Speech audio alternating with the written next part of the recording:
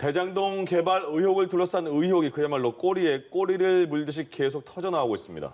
검찰은 연일 관계자를 졸소환하며 사업 당시 특혜가 있었는지를 집중적으로 살펴보고 있는데요. 조만간 윗선으로의 수사 확대 가능성도 점쳐지고 있습니다. 서울중앙지검에 나가 있는 취재기자 연결합니다. 김수강 기자. 네, 서울중앙지검 전담수사팀은 어젯밤 10시 넘게까지 이성문 전 화천대유 대표에 대한 조사를 진행했습니다. 13시간 넘는 시간 동안 당시 대장동 개발 사업 추진 과정과 수익 배당 구조 전반 등에 대한 조사가 이루어진 셈입니다. 이 전 대표는 변호사 생활을 하다가 대학 동문인 화천대유 대주주 김만배 전 머니투데이 기자의 권유로 화천대유 대표를 맡았고 최근 대표직에서 사퇴했습니다. 검찰은 이 밖에 화천대유가 100% 소유한 것으로 알려진 천화동인 1호의 이한성 대표, 올해 초까지 대장동 개발의 실무 책임을 맡았던 김문기 성남도시개발공사 개발 1처장도 소환해 조사했습니다. 검찰이 유동규 전 성남도시개발공사 기획본부장을 구속한 데 이어 연일 화천대유와 성남도시개발공사 관계자들을 줄소환하고 있는 상황입니다.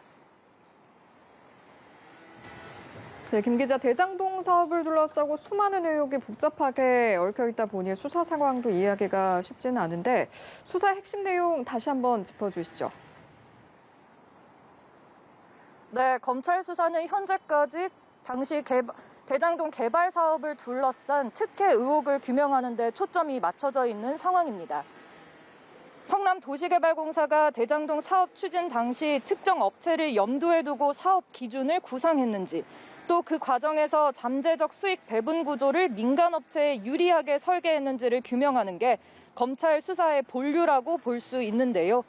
최근 구속된 유 전 본부장 등 관계 공무원들이 직간접적으로 사업 설계에 개입하고 부정한 금품을 수수했는지, 그리고 광범위한 정관계 로비 의혹의 실체를 밝혀내는 것도 수사의 큰 방향에 해당합니다. 이미 대장동 사업 관련 핵심 서류에서 성남도시개발의 추가 이익 환수 조항이 석연치 않은 과정을 거쳐 돌연 삭제됐다는 정황이 속속 드러나고 있고, 수상한 뭉칫돈들이 빠져나간 흔적도 곳곳에서 발견되고 있습니다.